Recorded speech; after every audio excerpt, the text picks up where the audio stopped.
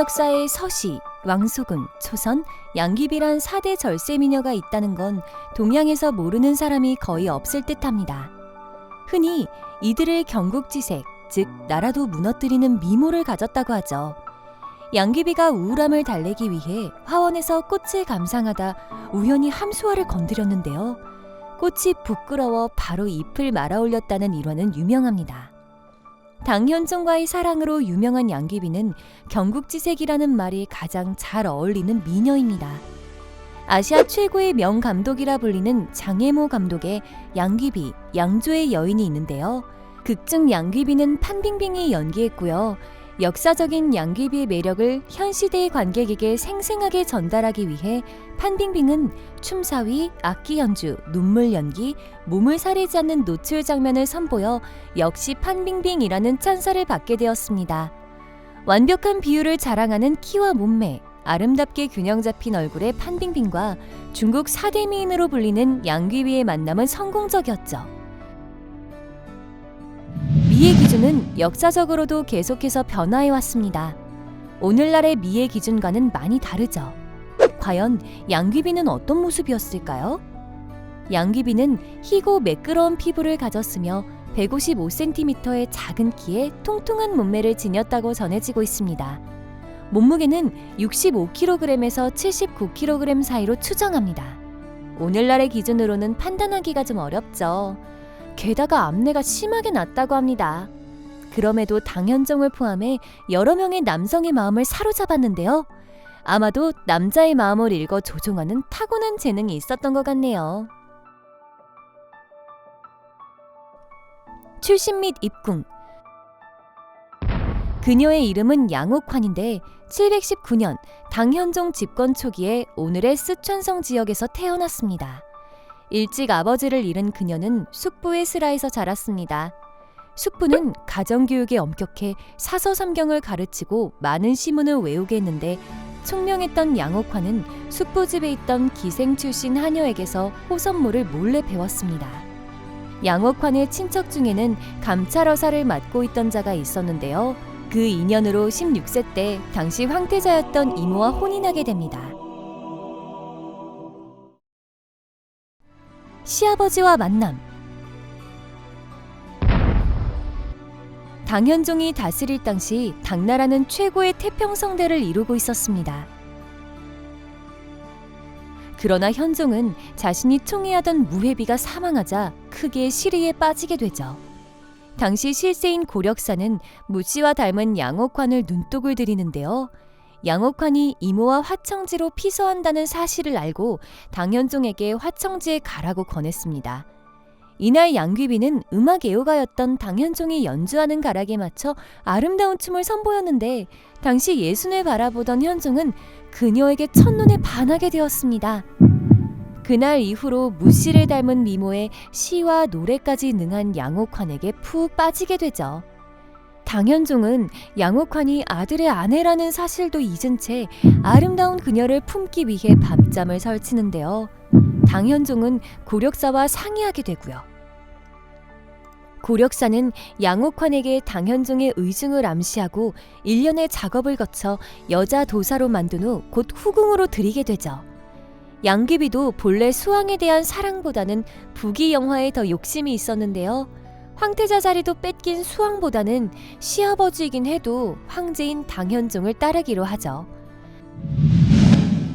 무측천의 경우는 남편의 아들과 결혼해 황후가 된 것이고요.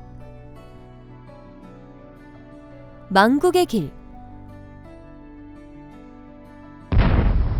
무회비가 죽었기에 황후 자리가 비어 있었고 양귀비는 황후는 아니었지만 그와 다름없는 권력을 휘두르면서 당나라는 큰 변화를 겪게 되는데요. 아무튼 양귀비가 황후가 되지 못한 이유는 며느리였기에 신하들의 반대에 부딪혔던 거죠. 태평성대였던 나라는 사랑에 눈이 먼 황제와 양귀비의 사치, 횡포로 인해 부정부패가 만연하게 됩니다. 그럼에도 불구하고 현종에겐 오로지 양귀비 생각뿐이어서 양귀비가 즐겨 먹는다는 이유로 이천리 밖에서 열리는 싱싱한 과일을 진상하기 위해 밤새도록 말을 달렸다고 합니다. 당시는 아이스박스가 없던 시절이라 가장 빠른 말로 역참마다 말을 바꾸어가면서 달려야 했습니다. 중국 서안에 있는 화청지는 양귀비와 현종이 자주 데이트를 즐겼다는 온천으로 유명하죠.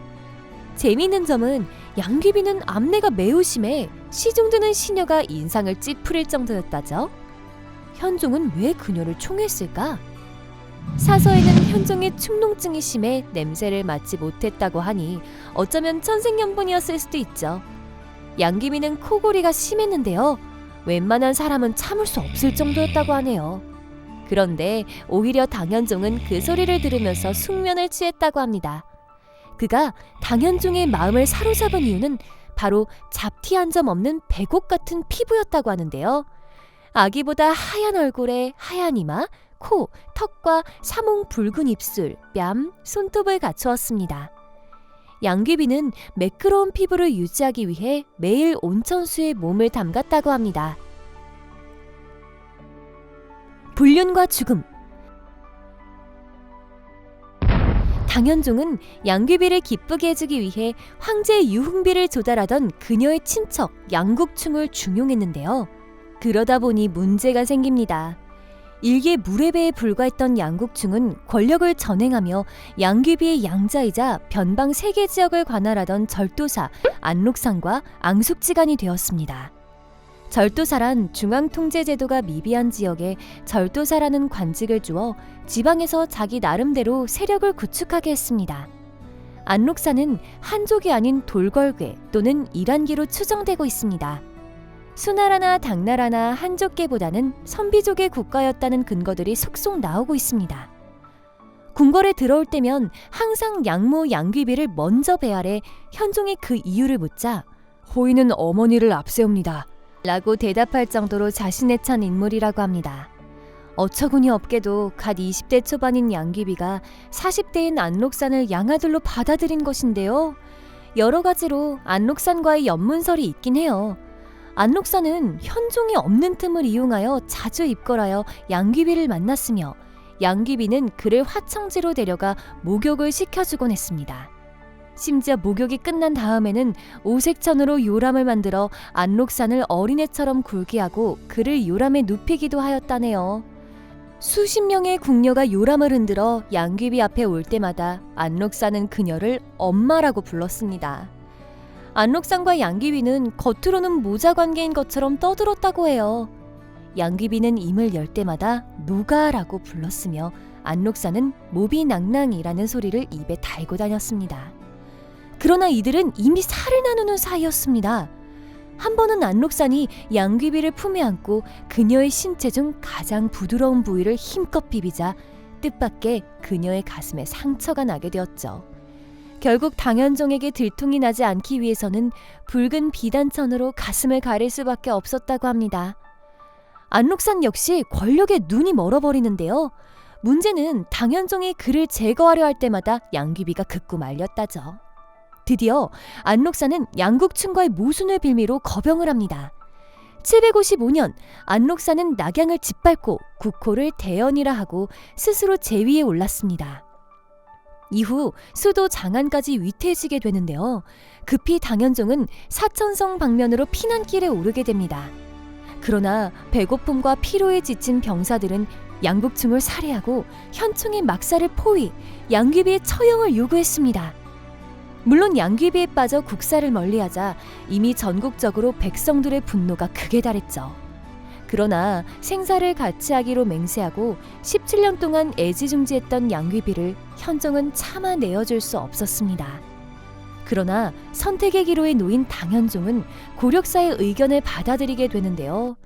양귀비는 근처의 절에서 배나무에서 목을 매달아 죽었습니다. 그때 나이 38세였습니다.